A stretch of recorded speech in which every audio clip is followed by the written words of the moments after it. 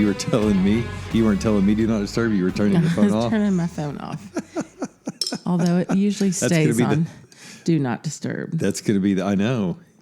Every time I text you, do not disturb. You want to bother her anyway? Yeah, go ahead. All right, so the first 3 words on our podcast today. Do not disturb. Yep, that's it. Is that what this one's going to be about? So speaking of do not disturb, are you using my lip stuff? Mm-hmm. My lips are so dry. My hands are so dry. And the feet. My feet. I noticed your feet. Look like the bottom of elephant skin. Sandpaper. Mm-hmm. When I was rubbing them, when I was giving you your nightly foot rub. No, he does not. But also, I Wait, don't so you wear just shoes. said, that was a clue. You said he does not. So you're talking to them. You're not talking to me right now? You do not. No, you do not. Remember, you're talking to me. I am talking to you. No, let's talk to them. Let's do some hey heys. Are you ready for some hey heys? Yeah. Can I? Yeah. Well, you too early. One hey early. Hey. Oh yeah. No. To hey to Carissa Davis, my friend. Wow. Yes, Carissa. Event Good. Yeah. Go ahead. Planner. Take it away. Detail. Cutesy, extraordinaire, And everything. Man, she is so sweet. And She's those glasses last night. I loved them. I'm going to ask her where she got them. I think Warby Parker. That's what I'm thinking. I think Amazon. Amazon. Okay. Yeah. But they were very stylish but like not real. So I would have to definitely get the reader version. Her poise last night. Your poise, running Carissa. That event, our Love and Lattes event at Justin Coffee Trading. No, Justin Coffee Co. No, it's not Justin Coffee Co. It's not. Okay, hang on, everybody. Okay, just let's call it Justin Coffee. Hang on, I'm going to look it up, Justin, because she told us it was not Coffee Co. Coffee. It's just Justin Coffee is all she says. Justin Coffee and Trading Company. But they don't call it that. Justin Coffee and Trading. It's the hat. too long. I saw the hat. Okay, so Justin Coffee Co. Justin Coffee. So cute shop in cute. Justin, Texas. Justin. If y'all haven't been and you live close or close-ish, it's worth the drive. It's a cute shop. Yummy coffee, cute little places to sit. The outdoor place is phenomenal.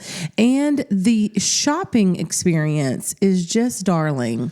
They have really, really cute stuff. So You know what I'd love to do? Heather, Beth, Carissa, whoever is the buyer, go get Before them. our event last night, I was walking around FaceTime and Carson showing them the little lawn out there where they've got the seats, the cornhole, and they've got the Airstream trailer, and then they've got the fireplace as you talked about up on the patio with the roaring fire was going. But in case they don't have the fireplace going, they've got the heat lamps. What a cool place! And cool we vibe. could do a little podcast from there. Oh. We set up. What? We do a podcast from the remote location. I've got that. That is so. And we do the Q&A from people sitting on the patio. That would be fun. And do a little interview. Yeah, that's it. Okay. So hey to Brainstorm. Justin Coffee Co. And our event last night, Love and Lattes. I think I want to download from that, but before that, I'm going to just so I can get this laptop out of my lap. A shout out to several countries. So shout out to Dubai. Yep, United States, United Arab Emirates, United Kingdom, Australia, Canada, Cayman Islands, and Norway. So United Arab, let's see, Dubai. Yes. And we have 2 listeners from Dubai. So welcome our Dubaians. I wonder if that's what you say. I don't know if that's what you say. What if we did a marriage? A marriage conference in Dubai? Or a retreat in Dubai. What if we did? That'd be pretty cool. Yeah. It looks like a beautiful city. It does. It looks like I've seen a post that you can't like swing a dead cat without hitting a Lamborghini or Wow. Okay. Nice cars. Sorry, I am distracted. Okay, so I'll get rid of this. But hey to all our countries listening to our podcast. We appreciate you guys tuning in. Yeah, we do. And be looking forward to the marriage conference in Dubai. Mm-hmm. Well, let's manifest that. Let's do Okay. it. So- And manifest being in having a listeners in all 50 states Okay. of the U.S. How cool would that be? I'm setting this timer because Okay. we have to. Because you're long-winded. Yeah, exactly. Okay. So let's talk about Love and Lattes last night. Okay. What again, cool venue, but what a great event that Mm-hmm. was. So we had these couples in this very intimate space last It's called night. the library. The library. Very good. Mm-hmm. And we talked about a lot of stuff. And we don't want to let the cat out of the bag because we want you to come to our next one. Yeah. Next one's going to be in March, and it's Yeah. going to be called Lucky in Love. March 22nd from 5 to 7 p.m. March 22nd, 5 to 7 p.m. I'll put that in the notes of this episode. One of my highlights last night was... I know what you're going to say. So the charcuterie, the flatbread, I mean, those were highlights. But my highlight was when we were talking about, and I think we may have said it on the last episode, we were talking about how we learned at our XO marriage conference that your brain releases the same amount of oxytocin when you hug for 20 seconds as it does when you have an orgasm. So Alrighty. I should have warned the kids. So, yeah, if you have kids in the room, Hello, kids. hi, kids. time for the we talk. said, so it was about the oxytocin release in your brain. And so we said, we're going to stand up and we're going to have this bonding time of a 20-second hug. And after we did it, the guy in the back raised his hand and he goes, I won't mention his name. And he said, hey, it didn't work. It didn't work. And I said, yeah, there were so many things that we said after that. But you got to show up live to have the fun experience. Yes. So, man, that was so fun. You know what? It was a great group. They were all just there, like relaxed and ready to just have fun. Yeah. That's what I love the most. It's not stuffy. You know, one of the guys came in, and he was like, I don't know what I'm about to show up for. And his wife said, he's nervous. Like he's like, what'd you sign us up for? And is this marriage counseling? And she's like, no, it's not marriage counseling. And she looked at me, it's not marriage counseling, is it? I said, no. So, and then when I did our little intro, they were like, yeah, it kind of is marriage counseling. So I do think that people were pleasantly surprised. Like, I don't know if they knew exactly what to expect, but it was a fun, chill night, like a fun date night. Nothing was too awkward. Maybe the 20-second hug was awkward, but hey, we're nothing if not awkward. But you know, they could. No, the 20-second hug was the funnest part of the night. Yeah, everybody's they could laughing. get a bottle of wine. Justin was offering like 10% off a bottle of wine, so people got their wine or their water or their flatbread lattes. pizza, their Don't forget lattes. that. I did get a very yummy latte from Carissa. And just the size of the room, the number of couples that we had, and I think people like, am I going to have to, introduce myself? Are we going to have to introduce ourselves? That whole fear of public speaking or just having to go around the room. And we didn't do any of that. Yeah. It was just the right amount of fun as far as the intro thing and the icebreaker. No one was put on the spot. They did not have to speak. You weren't outing your spouse in any way. It was just, man, it was a great time. Yeah. So I will say for the March one and for any ones that we do in the future, it is an intimate setting, and so tickets are way limited. So this one sold out in super really quickly. But we'll have more coming up. But I would say the registration opens up tomorrow on Monday, the day that this podcast will come out. So registration opens up soon. So be watching. Go to Justin Coffee Co. and you can get your tickets there. Yeah. But it'll sell out quick. So, and think of a couple you want to bring with you, invite, a few friends or whatever. It'll be a great time. One of the couples last night said they want to come back in March and they are going to invite their kids. Yep. And I don't mean kids like baby kids. I mean, they're like grown adults that are married. Anyway, you don't have to be married. We had a couple there last night that was, I don't even know if they're engaged, but they're, interesting. I didn't know that. Yeah. I was talking to them all like they were married. Oh, you shouldn't have done the 20-second hug, then. Yeah, we should have. Oh, it's fine. Okay. Yeah. It's fine. I told Mr. it didn't work, that he was doing it wrong.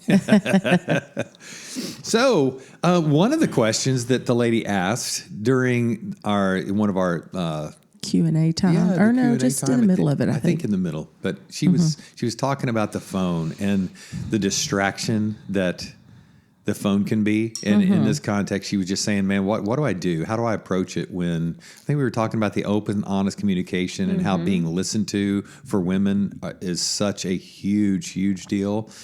We all want to be listened to. We want to be heard. We want to know that our spouse is paying attention to us, and how easy it is to be distracted with the damn phone. And so when the phone, can I say damn on the podcast? Well, you did. So there we go. It's fine. If God were to damn anything, just I think come it would on. be the cell phone. Me too. Just keep going. So she said, how do you say it in a nice way when you feel like your husband is not listening to you? He's distracted. He's looking on his phone. And so, how do you do that? So I shared last night that sometimes when you would be, doing something on your phone, I would just start telling some kind of story and think he is not even hearing me one single bit. And so I would just go on with my story. You not can really see with my face when I've checked out. Right? Yeah. And so then I would say, did you even hear what I asked? Or I would ask you a question and you would be like, wait, what? Huh?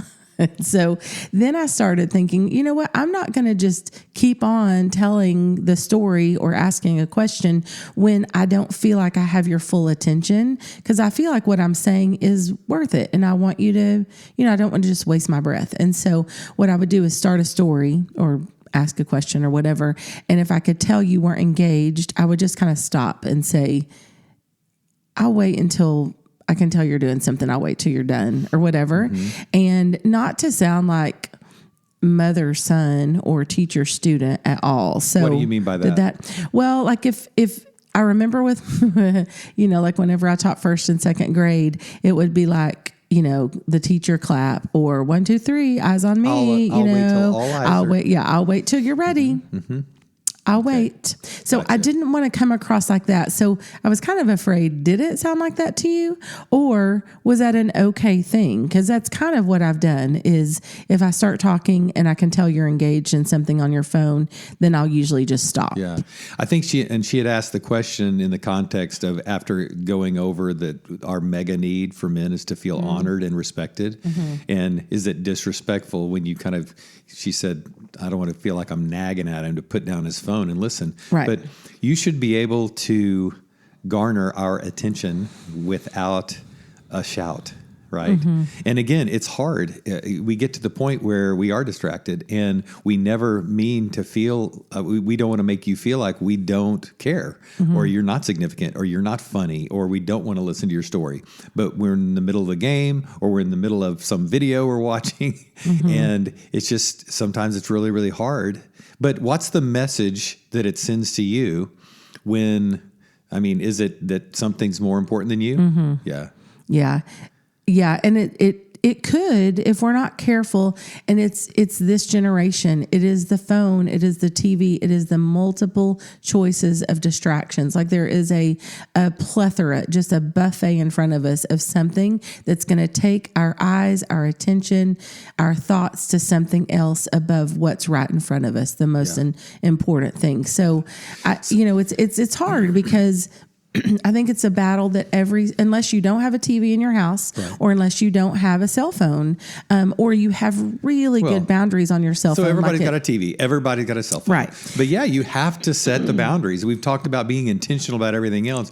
You gotta set it down. You gotta turn it off. We've talked about how the threat for a toddler when the iPhone is not just in the mom's hand, but in the room with the parent, right? In the room. It's like, wow, she or he, mom or dad, could go pick that thing up and then it's over. They're not going to watch me. They're not going to pay attention to me.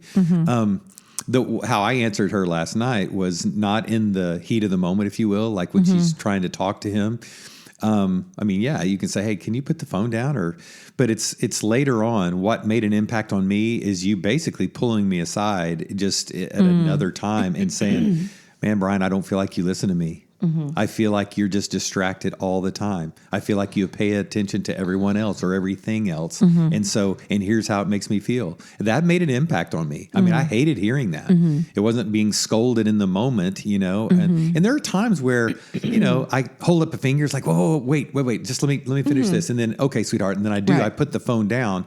But we've kind of gotten into that. We've finally evolved to that because it finally stuck. And I was just talking to the guys last night, man, if your heart is, I want to make my spouse feel treasured and cherished and like that I'm important, you do have to put the phone down. You can't act interrupted or perturbed or disturbed, right? Oh, do not disturb. That's a great episode title. Whoa. You have to act like, I'm married to this woman. I want to know what she has to say. I want to know what she's thinking about right now. And it's more important.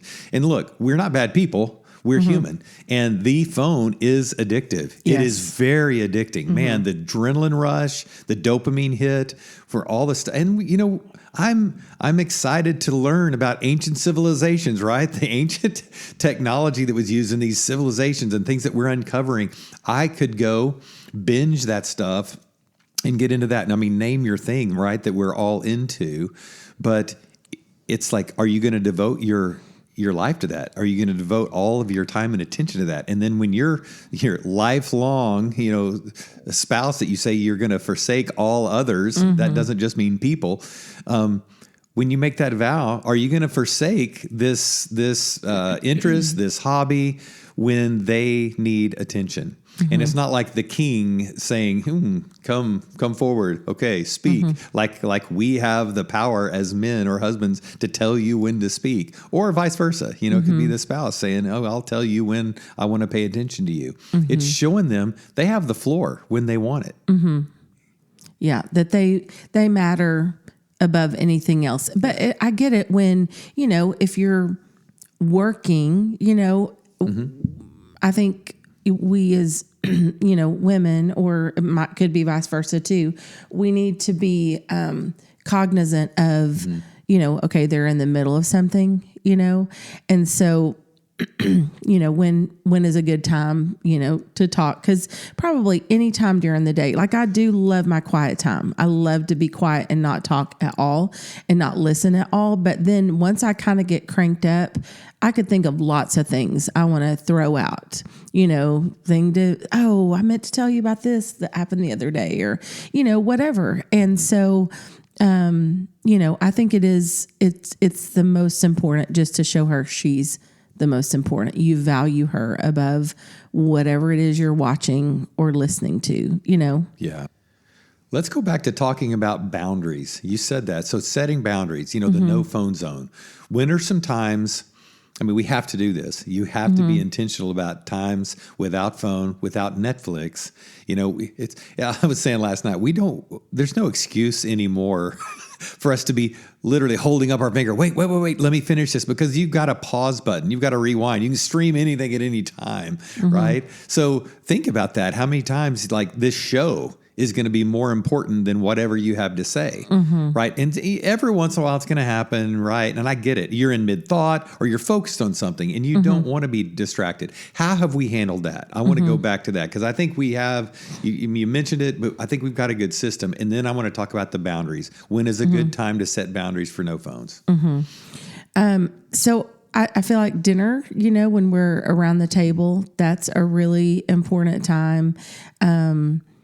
And then, when you and I like have our times where it's like an intentional time that we've set, whether it's just, hey, let's go outside for 10 minutes and watch the sunset, or let's have our, we have our weekly vision meeting or whatever. I think times like that where we've really intentionally set something aside, phones down. Yeah. We're not great about this, but like phones before bedtime, I don't even know all the research, but I know there's a ton on what it does, the lighting and all the quick pictures and everything that it does, brain what you stimulation, right? What you fall asleep with. Yeah, and how many just fragmented, disjointed, and incoherent, images and stories and storylines and narratives. I mean, it's just there's nothing peaceful about that. And, we joke. Everyone jokes about their spouse sitting, 5 feet away from one another and like sending each other videos or texting one another in the same room.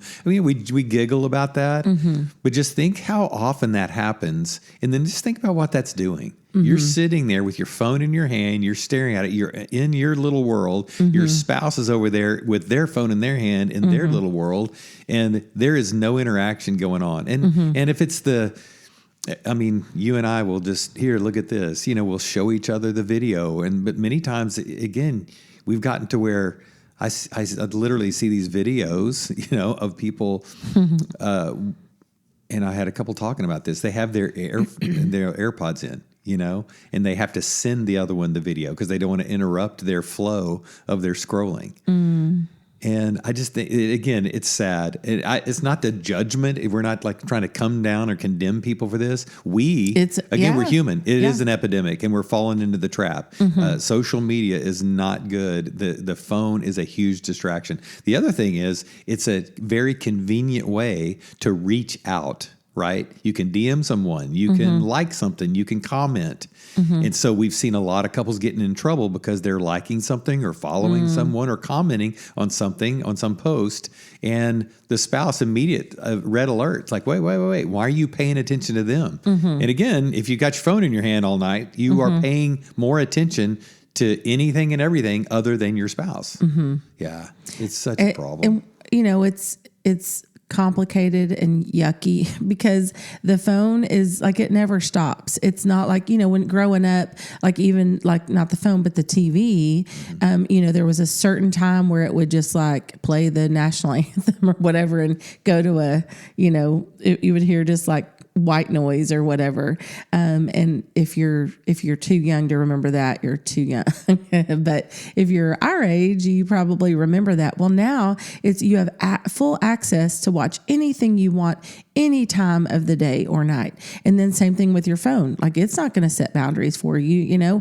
Social media doesn't stop at 9:00. I mean, you could scroll all night long. You could start your morning every single day. And some people they're losing sleep. People, more and more people they're saying they're insomniacs. Well, they're not. They're just getting on their phone. Yeah. So what I've noticed, and maybe we could just kind of chat about this, but whenever I just begin to scroll and just numb out. And I'm not saying, like, I do a lot of work from my phone. I see some really cool things. It's not all bad, but there has to be a time and a place for it, But when it begins to be kind of like a medication or just a boredom, or you're just numbing out, and you kind of stop scrolling and it's been 30 minutes or whatever, an hour, I feel like there's no creativity in me, no like motivation it's like we've lost the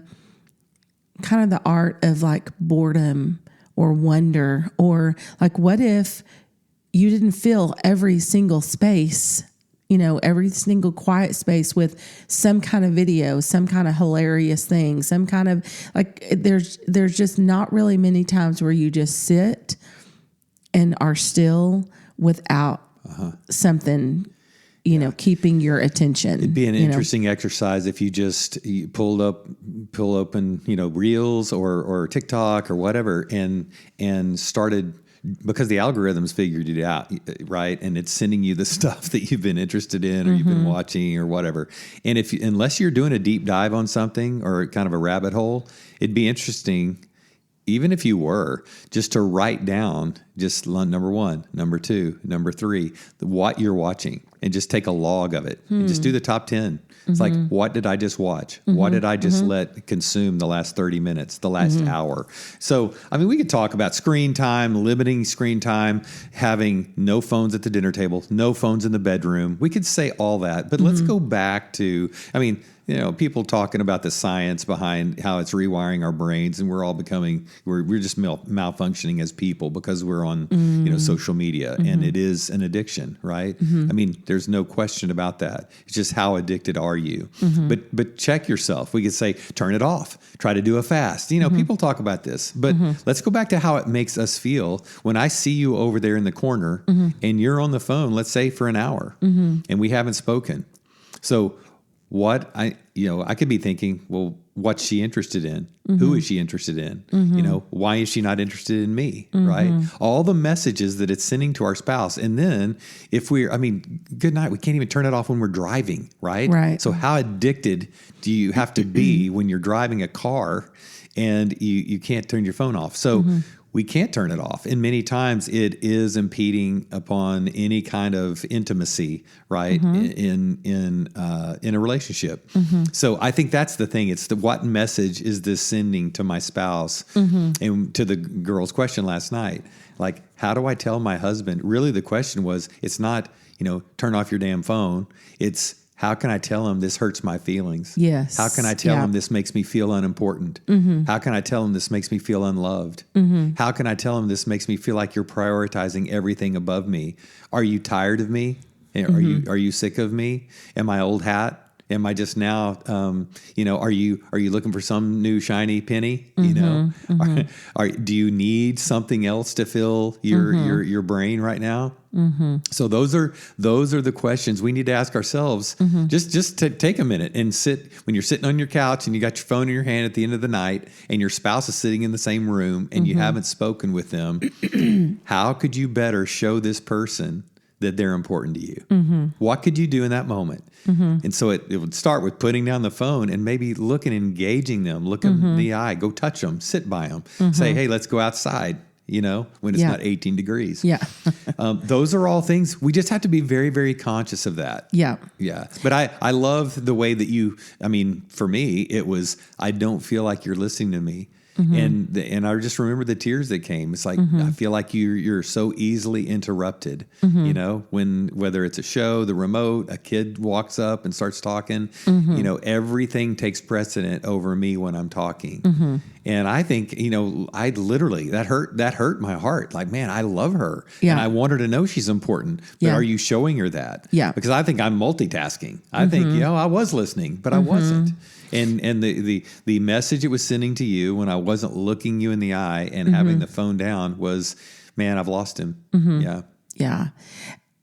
I feel like too, everything on the phone is so fast. I mean, we know this, that everything is just segmented and it's just quick, change of frame and attention span. And I think it's messing with our attention spans, so even when we, do have a minute in the kitchen to stop and catch up, you almost feel like, I'm on the clock. Yeah, when your brain has been recalibrated to quick. You got to make this fast, because everything else is moving quickly. No. The point in life is to slow down, slow down and stop and enjoy your coffee together or linger over a nice meal or, go sit outside and watch the sunset. I think the things that really bring us fulfillment and meaning and purpose in life are the slower things. But everything that we're drawn to on, whether it be commercials, which you're not drawn to commercials, you hate commercials, but commercials or fast edits on, whatever movie you're watching or videos going quickly, that's where your brain is being calibrated to that instead of no. Life is about taking things at a slower pace. We weren't built to just go 90 to nothing 24/7. So we're burning out, we're burning up, you kind of look up and you're like, wait, who am I? And what was I doing? What even matters to me? Because I was just watching a baboon and a tiger in the tree and what's going to happen with them on the other side of the world or, Well, our brains weren't meant to take in all that information all at once. We weren't. And just think about growing up in a community, how this affects the dating scene, right? Growing up in a community where you knew people, and the number of people you knew, that was your dating pool, right? And now we're hearing that these kids they're keeping their options open because there's this whole world of possibilities out there. And FOMO, it's like, wait, there could be somebody better. And so they go out on a date and then they go somebody because I'm waiting for the next one. I can just keep swiping, right? Because in their mind, there's this global pool, this global population to choose from. So they're waiting to get married way, way, way later, if they get married at all, right? Yeah. And so it's even affecting that. So that's scary. For relationship health, I would challenge us all to set the screen time, set the limit, and I know you can override it, but start to decrease your screen time for relationship health. You can't. People come in and say, my marriage is falling apart or my relationship is really struggling. Can you please help us? But we're not gonna change our habits on our phone. It's like, no, that's not gonna work. Yep. It's like, hey doc, can you help me? I'm falling apart physically, but don't tell me to cut out my junk food consumption because I can't. It's like, yeah, you can, and you need to for your health. And so we all have to. Again, not a judgment, not a condemnation. It's just, hey, pay attention to how much attention you're giving your spouse. It's going to make such a difference. Yeah. And speaking of do not disturb, I do feel like that is one really, I think a good thing that you can do on your phone if you are a little bit, distracted and ADD or whatever, just squirrel all the time. If you put on that do not disturb, it really is helpful because if you're working on something, you don't get all the dings and bells and, craziness. So let's all try to do a little do not disturb. Do not disturb. And speaking of do not disturb, I think we're going to have to call it for this one. Okay. Yeah. So let's all do it. Let's decrease our screen time and let's show some attention to our number one in our life. I love you, babe. Love Sounds you. good.